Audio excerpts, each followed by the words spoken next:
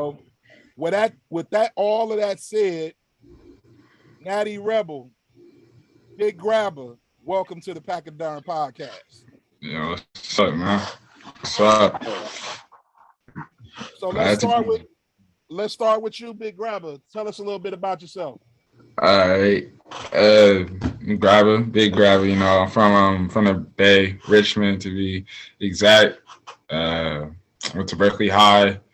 I'm a rapper, part of a Apollo03's collective, co-founder with my boy Natty B raps over there. And yeah, that's what we do. All good. Yeah. Brother Natty, tell us a little bit about yourself. I am Rebel Natty, or Nat Santana, from Vallejo, California, co-founder of Apollo alongside Grabba here. And yeah, I've just been making music for the past couple of years, and I just released my brand new EP, Nat Santana, which is out now on SoundCloud and YouTube. For sure. So both of y'all have recently dropped some independent projects, but tell us a little bit about the Apollo Collective. Give us a little bit of insight to what that is and how it started. I can go first, Drew. But basically, Apollo started from the Talented, which is what me, Drew, Brother D, everybody did together. And it was a club I didn't see myself joining, but ended up doing so. And around sophomore year, I ended up switching schools. So I would come back to my old school just to go to those meetings. And while I was coming back, kind of in that phase of just wanting to make music, not really in the school like that, I met Jew or Grabba, and we basically we knew about rappers and stuff not a lot of other people knew about. So that's how our friendship kind of started. Like we were talking about like Vince Staples, Earl Sweatshirt, rappers that aren't as they're popular but not as talked about as like, you know, Drake and Future and all that.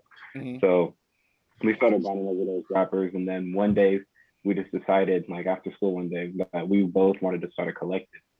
And not just for rappers originally, kind of like for anybody who was making content to help each other out, to grow faster, just to make the whole process of making it in the music industry faster. So we met about that. And then as time went on, we added some other members, Kid Kai, Breslin, and other than that, that's kind of how Apollo started. We didn't have as much time as we wanted because of the pandemic, but I think we did pretty good for what we got. Gotcha. Robbie, you want to add to that? I mean, he kind of really broke it down. That's literally what happened.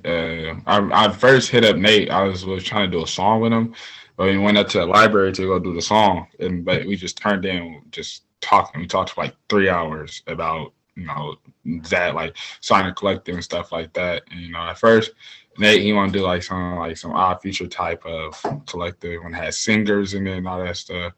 That didn't really work out. So we just went to some other homies who rap. And, you know, like he said, like the homies Kid Kai, B5, and stuff like that. And that was a collective right there. So Grabba, who are some of your musical influences? Oh man. Definitely Earl Sweatshirt up top of the rip. Anybody who knows me, they know I love Earl Sweatshirt. You know, I love him. He's like a god to me. Then there's Mike. He's this rapper from New York. Very underground. You know, he's very mysterious. You know, I love his raps. And of course, MF Doom and Capital Steve.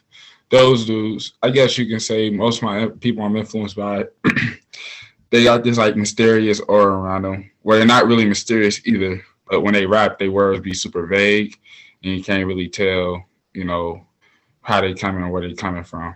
So yeah. Mm-hmm. Natty, what are musical influences? What are some of your musical influences? I kind of listened to a lot growing up, but like just all spectrums of music. But I think getting into rapping as a genre, I'm gonna have to say Kanye West was pretty big just because he was always bringing something different with every one of his albums. Travis Scott for sure, Future, and also E40, just because seeing E40 was like, I didn't take any like musical inspiration from him. I don't try to sound like him or anything like that. But seeing somebody from Vallejo make it like that and was inspirational, and yeah, so I consider him to be one of my biggest influences. And what goes into you in production? What's your method? How do you kind of put it together to come up with different tracks? What's your process like? You want to go first, Drew? Oh, I mean, all right, all right. For me, it's like I love crate digging. Not even kind of. Once I found out our friend, Jalil Rahim Jai MC, it's my boy.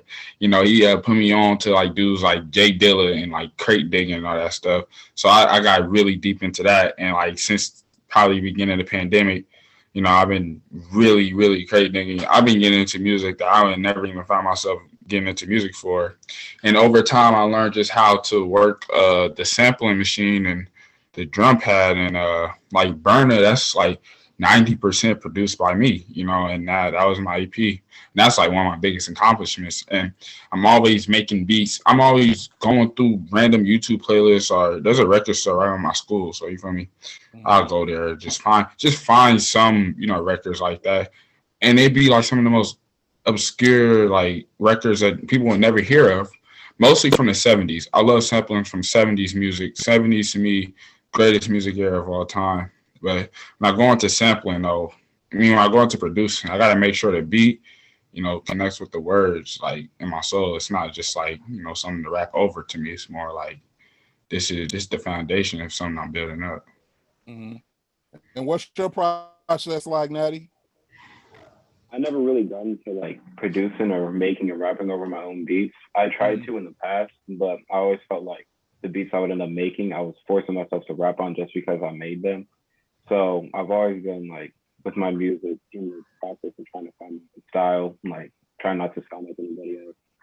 And doing that just comes from like thinking of when you're writing music, you kind of think of those lines or bars that you hear 1,000 other rappers say. They're like played out, they don't bring nothing new. So I try to find new ways to say something or get the message I'm trying to get across. And like just kind of like sometimes for me, just random things would just like connect or hit with me, and I just have to like stop for a minute and write that down so I don't forget it. And then later on, when I'm trying to like sit down and write, I add those bars in later. So that's kind of like how most of my music is made, actually, just like piecing stuff together, seeing what fits and what doesn't.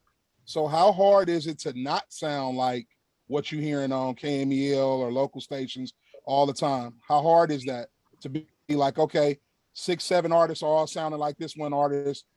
You know, everybody wants to sound like the baby now. How hard is it to not go that route and stay true to your sound?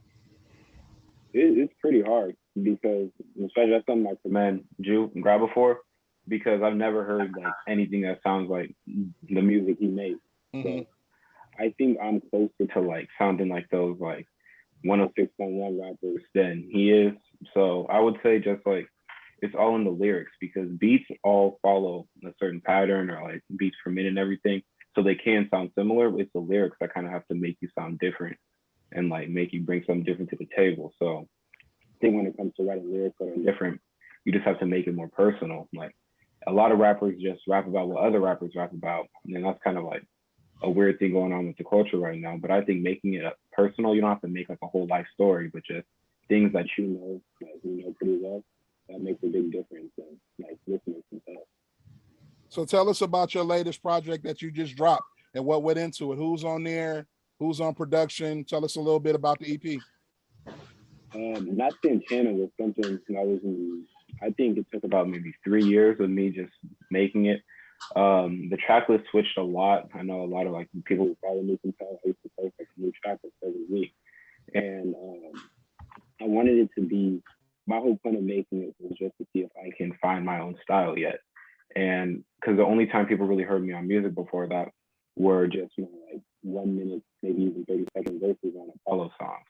So I basically tried to find my own beats, going through YouTube and everything, and some of my friends that produce, and just taking like just listening, spend hours listening for beats that sounded more original, didn't sound too played out, and just try something new on it. And one thing about Nat Santana is just like,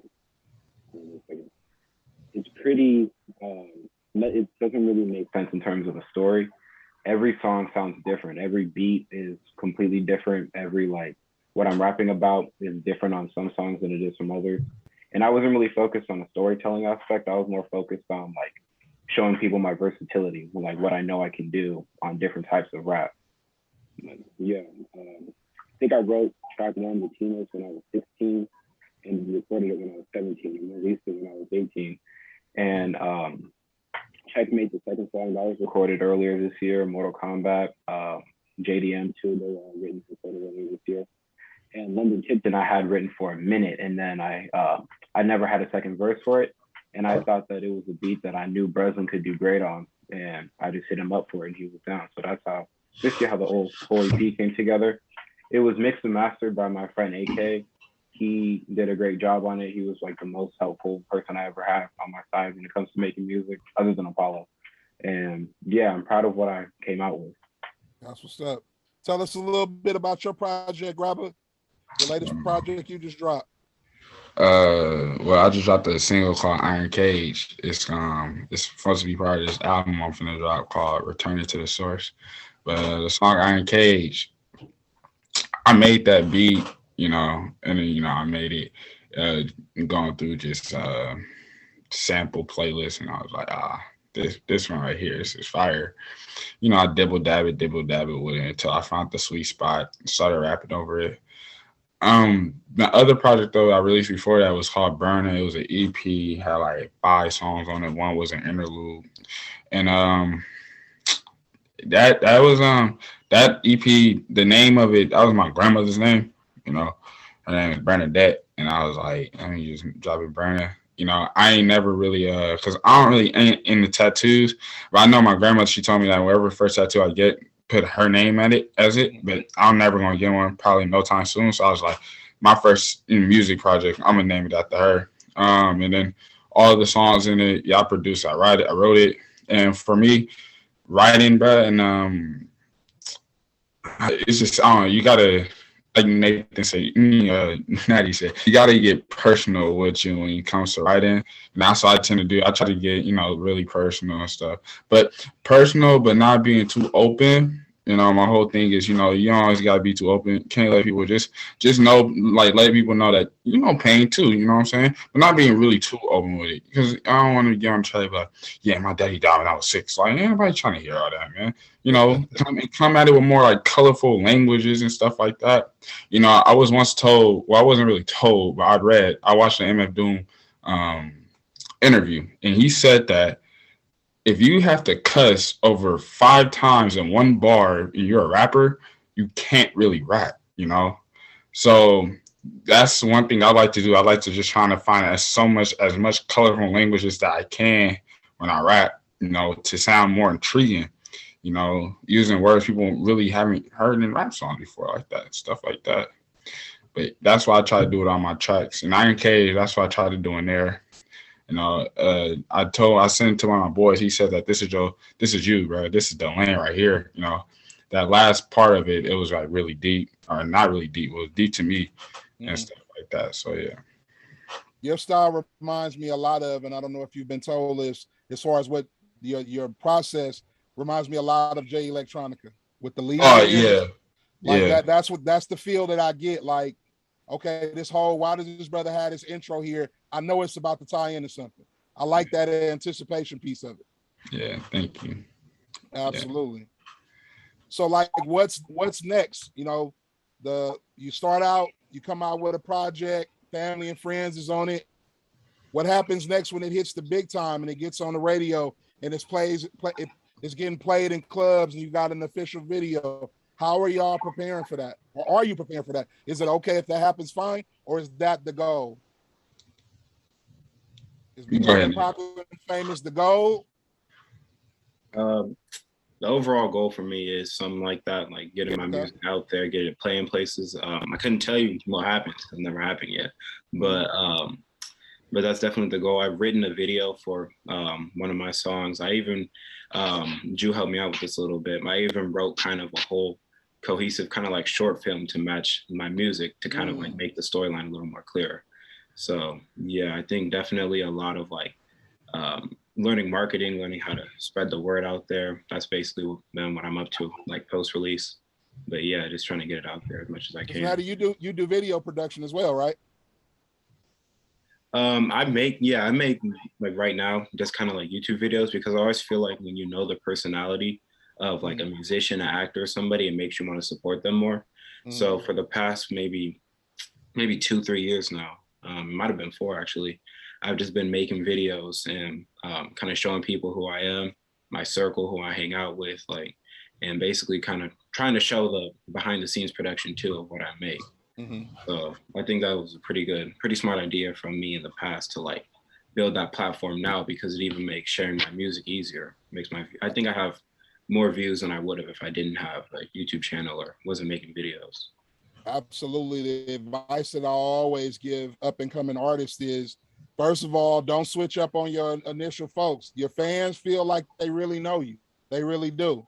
And although, yeah, it's going to be common that growth is going to come with more money, with more access, but, you know, your crew, your core folks, your core group, you know, they feel like they really know you. So you were already ahead of your time, and just like showing, hey, I'm a normal human being. I'm a normal person. Here's the ins and outs. Here's the day of Natty. And the thing that's going to be invaluable about that is they're going to be with you on this whole journey. These are the hardcore fans that you develop, and you can only develop those kind of fans organically. Big Grabba, what's the goal? What's the end meat for what you're trying to do with your music?